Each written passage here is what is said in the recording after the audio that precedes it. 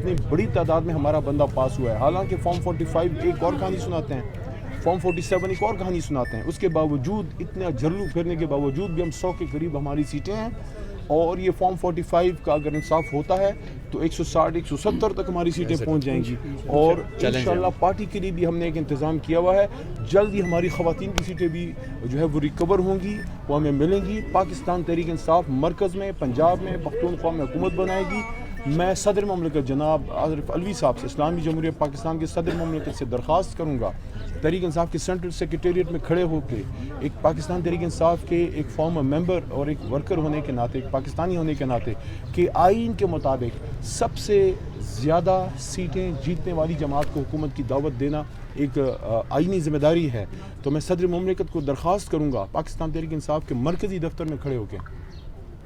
کہ پاکستان تحریک انصاف کو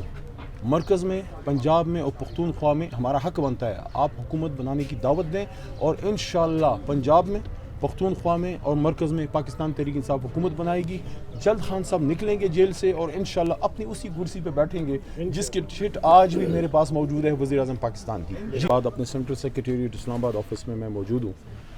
رہائی کے بعد، اور پھر اس کے بعد 5-1 مہینے بھی نہیں آ سکا حالات کی وجہ سے،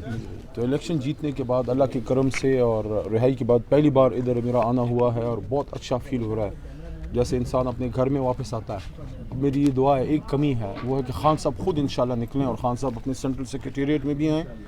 اور چیئرمین سیکریٹریٹ بنی گالہ میں اسی طرح چہل پہل ہو، اور اسی طرح جو ہے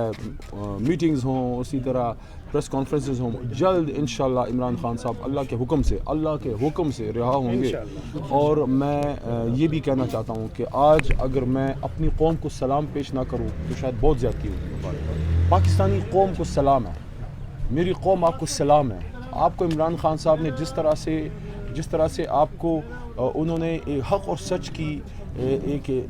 جدوجہد میں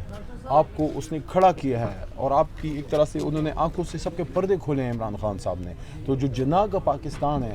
اس کو عمران خان صاحب انشاءاللہ عمران خان صاحب خود نکل کے لیڈ کرتے ہوئے اس کو حاصل کریں گے۔ پاکستان کو انشاءاللہ مدینہ کی ریاست کی طرز پہ ایک اسلامی فلاحی ریاست بنائیں گے۔ اس وقت جو پوزیشن ہے، پارٹی پوزیشن ہے، پاکستان تحریک انصاف سے بلا لے لیا گیا، لیڈر کو جیل میں ڈال دیا گیا،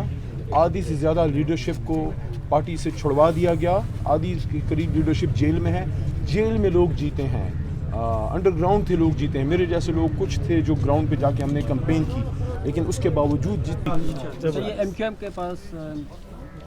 کے ساتھ شامل ہونے کا جو آپشن ہے اس پہ غور کیا ہے؟ دیکھیں، میں کسی امکان کو رد نہیں کرتا، لیکن آخری اپروول خان صاحب کا ہوگا۔ ایم کیو ایم کے ساتھ ماضی میں ہم نے کام کیا ہے، حالانکہ پھر بعد میں جس طرح 9 اپریل کے بعد ہوا، سب کہانی آپ کے سامنے موجود ہے، لیکن پھر بھی ایک جمہوری جماعت ہونے کے ناطے ہماری ذمہ داری یہ ہے کہ ہم انگیج تمام پولیٹیکل فورسز کو کریں، باقی فیصلہ پھر خان صاحب کا ہے، اور کور کمیٹی مشاورت سے اس پہ پھر حتمی فیصلہ کرے گی۔ اچھا سر، یہ بتائیے گا کہ اس وقت جب پی ٹی آئی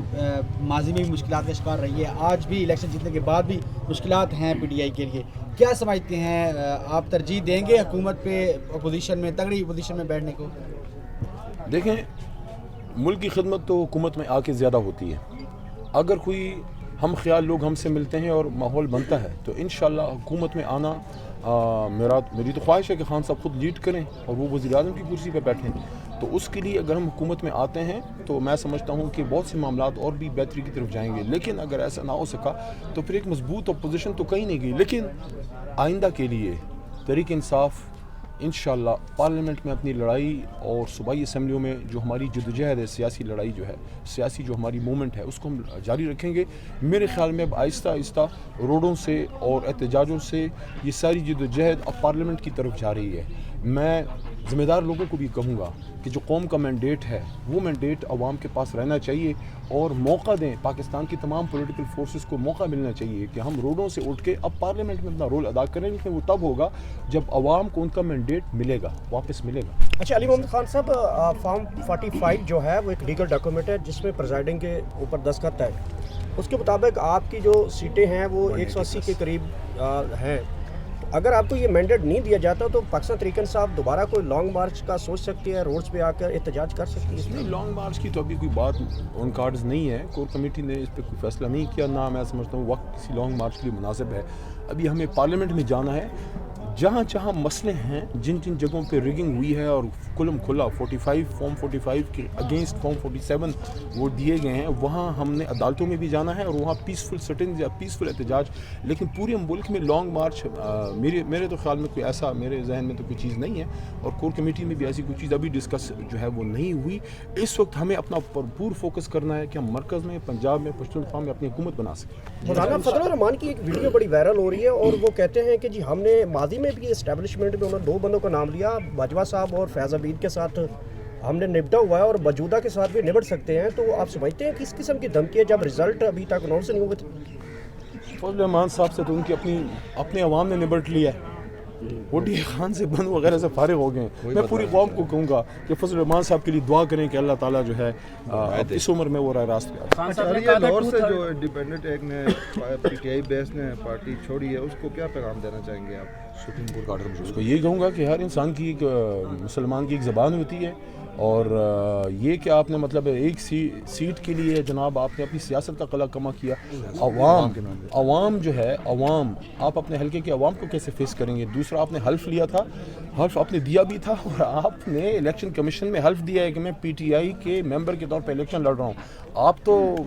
62-63 में आते हैं। इन चीज़ों को हम अदालतों में लेके जाएंगे इंशाल्लाह। खान साहब ने कहा था कि 2/3 मिली तो तब हम हुकूमत बनाएंगे, लेकिन अगर एमक्यूएम या किसी और पार्टी के साथ शामिल होते हैं फिर तो सिंपल मेजॉरिटी होगी। तो खान साहब ने कहा 2/3 मिली तब करेंगे वरना हम हुकूमत नहीं करेंगे। इसके हवाले से क्या थोड़ा सा क़ब्ल वक्त है। मैं समझता हूँ कि खान साहब इस पे फाइनल अथॉरिटी हैं, लेकिन इसको पूरी तरह इस पे डिबेट होने के बाद इस पे हम हतमी फैसला करेंगे। अगर अच्छी टीम के साथ,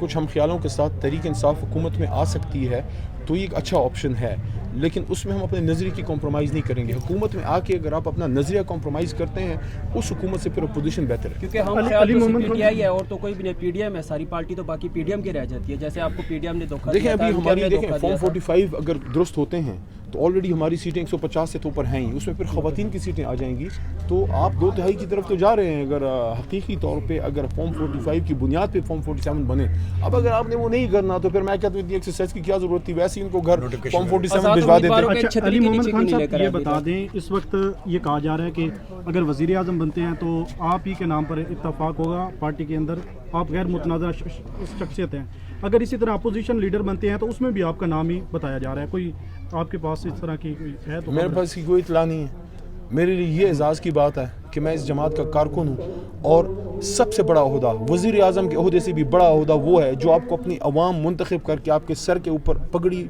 वो पहना के आपके ऊपर पगड़ी सजा के आपको भेजते हैं। सबसे बड़ा इनाम वो है जो मर्दान के अवाम ने मेरे इस नातवा कंधों पे और नाचीज़ के सर पे जो इज़्ज़त रखी है, मैं इस काबिल नहीं हूँ। बाकी खान साहब का मैं कारकुन हूँ, जो खान साहब का हुक्म होगा वो करेंगे। अच्छा, आज़ाद उम्मीदवारों को अभी तक एक प्लेटफॉर्म पे क्यों नहीं लेकर, छतरी के अम्ब्रेला के नीचे इस पे वर्किंग हो रही है अभी भी। अली मोहम्मद खान साहब जरदारी साहब